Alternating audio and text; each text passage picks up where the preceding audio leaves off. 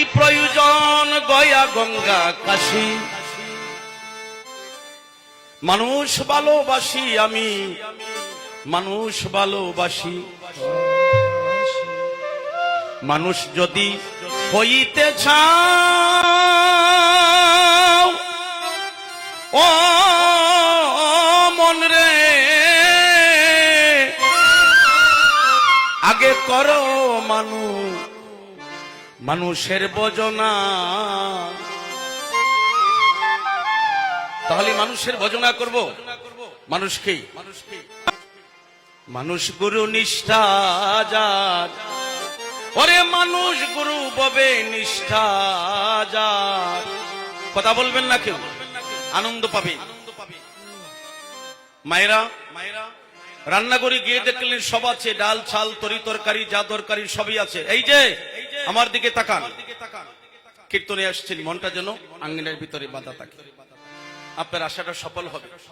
কত মানুষ দেখছেন তো, অশ্রুসিক্ত নয়নী সন্তান হারা মা যেমন চিৎকার করে কাঁদে, সন্তানের বিরহে সন্তান হারা পিতা যেমন পুত্র সুখে কাঁদে, একটু আগে এইভাবে সবাই দোলাই লুটিয়ে ক্রন্দন করেছে। তাদের কিসের অভাব? অভাব একটাই, অভাব একটাই। এটা হয়তো আপনারা জানেন না। কিসের অভাব? টাকা আছে, বাড়ি আছে, গাড়ি আছে, নারী আছে, স্ত্রী আছে, পুত্র আছে, সবই আছে। বাড়িতে 5 তলা বিল্ডিং আছে, সন্দুক ভরা টাকা আছে, হাওয়ার ভরা জমি আছে, ছেলে মেয়ে বড় চাকরি করে, কিন্তু অভাব। কিসের অভাব? কি জানি কি আমার হইবে,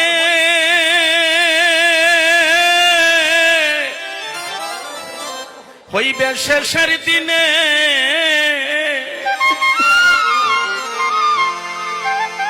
কি জানি কি হইবে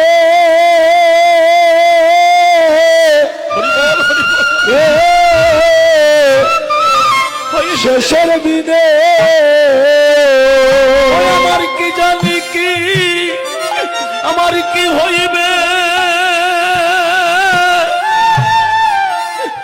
আমার হইবে শেষের দিনে গো। ও দয়াল গুরু, আমার কি জানি কি হইবে, হইবে শেষের দিনে। বুঝতে পেরেছো মা? আমরা তো কতদিন গান শুনি, তোমরা একটু চাপ দিয়ে ওই যে ফাঁকা জায়গাটা ব্লক করে ফেলো। আর যারা দাঁড়িয়ে আছো বাবা, তোমরা বসে পড়ো। আপনারা রান্না করে গিয়ে সব পেলেন, কিন্তু আগুন নাই। রান্না হবে? সব আছে। যারা বারিন্দায় গ্রিলের ভিতর আছেন তাদেরকে বলতেছি, সব আছেন, তরি তরকারি যা দরকারি সব আছে, শুধুমাত্র আগুন নাই। রান্না হবে? রান্না হয় যেমন আগুনের গুণে। আপনারা শান্তি পাবেন আমার কথা শুনে। একটু নীরবতা দিবেন আমাদেরকে দয়া করে। হরি বল, হরি বল। এমন মানুষ ছিল, ভবসিন্ধু পাড়ের কাছে গিয়ে বলছে, দয়াল রে, আমি সব হারিয়ে এসেছি, আমার হাতে করি নাই। আমি বড় রাজা ছিলাম, আমি হাতির উপর চড়ে আমি শ্বশুর বাড়িতে যেতাম, আত্মস্বজনের বাড়িতে যেতাম। 5 তলা বিল্ডিং এর উপরে হেলিকপ্টার ছিল, সন্দুক ভরা টাকা ছিল, আমি বড় রাজা ছিলাম। কিন্তু আমি সব হারিয়া ভিখারির মতো খালি হাতে এসেছি। ও দয়াল রে, তোমার প্রেম তরিতে আমারে তুলে নেও, আমার হাতে যে পারে করি নাই। সব হারিয়ে যেদিন, সব হারিয়ে যেদিন আমি যাব একা,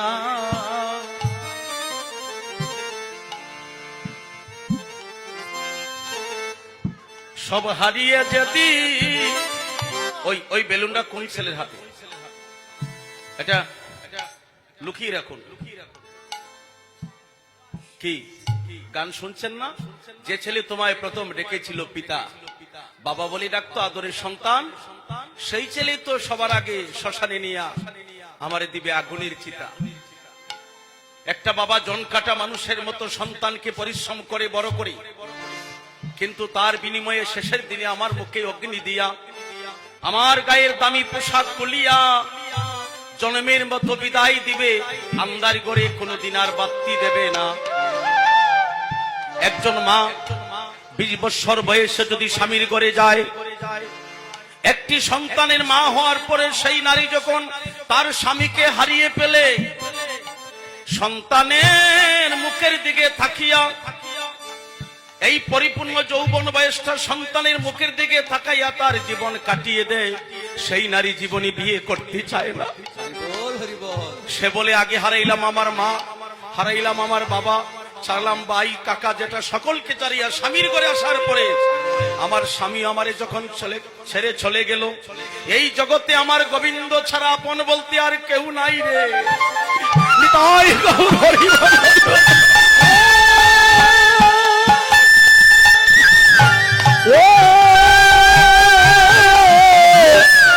গোবিন্দ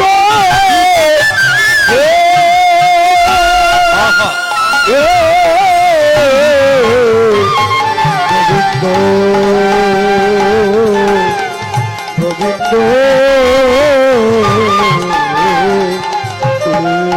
আস্তে আস্তে আমার কীর্তন বুঝছেন তো আপনারা?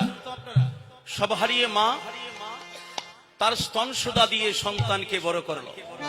একটা সন্তানকে মানুষ করতে তার পিছনে কয়েক লক্ষ টাকা খরচ হয়। সে সব হারিয়ে নিঃস্ব হয়ে গেল। সন্তানকে বাঁচাতে তার বাসস্থান নির্মাণ করিতে মা গিয়ে বাসায় কাজ করে।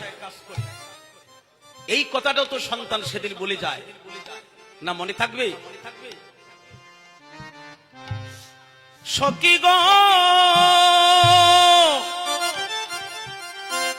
ওই সন্তান বাঁশের মুদ্রা বানাইয়া চারিজন আমারে কান্দে লইয়া,